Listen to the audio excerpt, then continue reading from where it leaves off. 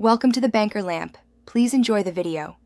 You start by securing what matters. Save graphs or programs before you power down. Once done, exit any running app by pressing second, then quit so the calculator isn't mid-process. Make sure the screen is stable and not updating. This avoids lost work. Next, find the physical on key. You'll use its second function to shut down. Don't wait. Proceed now to the actual shutdown step to ensure a clean power off and preserved memory. This is the only way to power off. Press and hold the second key, then press the on key, which has OFF as its secondary label. You should hold briefly and then release both keys. The screen will clear almost immediately.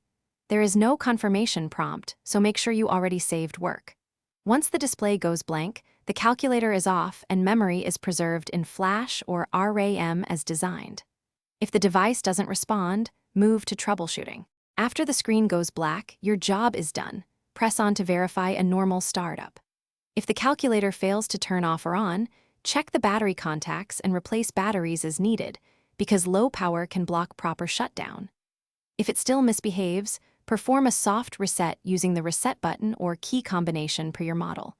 Remember, a hard reset clears RAM and erases unsaved data, so use that only when unavoidable. Thanks for watching. If this was helpful, leave a like and consider subscribing. See you next time.